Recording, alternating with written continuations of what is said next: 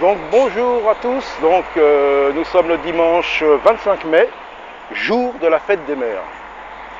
Donc comme nous avons besoin c'est ce jour qu'on veut honorer les mères, mais Dieu a dit honore ton père et ta mère, pas un jour particulier, tous les jours. Donc d'où vient cette fête des mères? D'où vient-elle? Ce qu'on impose un certain jour et là malheureusement des mères, si elles n'ont pas eu une visite, si elles n'ont pas eu des fleurs, un cadeau, et ben sont tristes. Et normalement c'est tous les jours qu'on doit honorer son père et sa mère. Cette fête des mères vient des Grecs. Donc c'est une divinité qui s'appelle Rhea.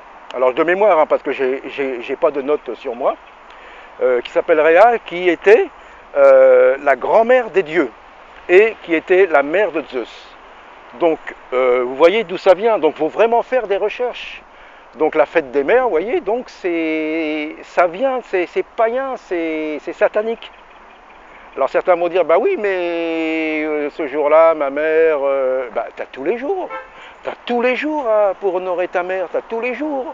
Et si tu prends soin d'elle tous les jours, tu l'appelles, ou tu peux subvenir, ou faire des courses, ou l'appeler, ou prier pour elle tous les jours, le jour de cette fête-là, elle ne se sentira pas seule. Donc voilà, donc alors pour les églises qui fêtent cette fête des mères, la fête de la femme du pasteur si elle est mère, et puis voilà.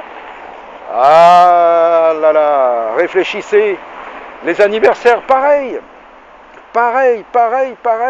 Les anniversaires, si vous faites des recherches, vous voyez que c'est de la magie. Ça vient des pharaons, ça vient des Grecs aussi. Il y a tout un truc. Le gâteau rond, le gâteau d'anniversaire, c'est de la magie. Pour les Grecs, ils fêtaient ça parce que ils disaient qu'il y avait un esprit qui protégeait, je pense, ce jour-là. Donc c'était un hommage s'est rendu à cet esprit.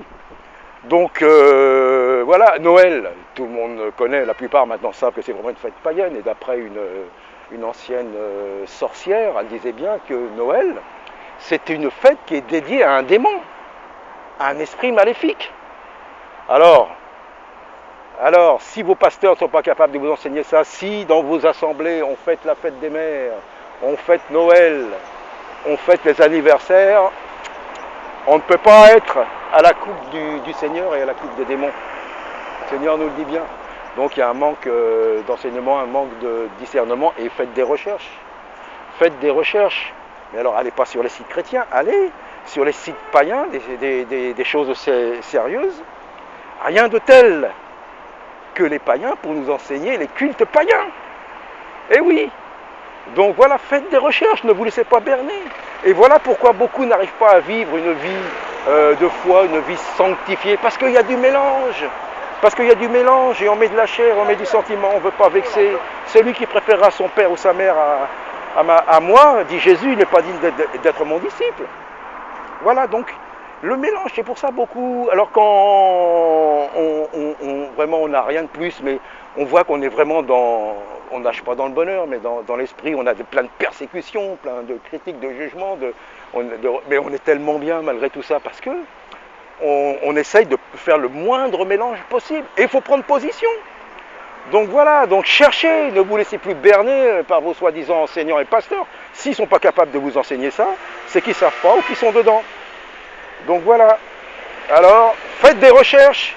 Ouais, moi je dis, faites des recherches et après, dans votre conscience avec Dieu, agissez. Voilà, à bientôt, que Dieu vous bénisse.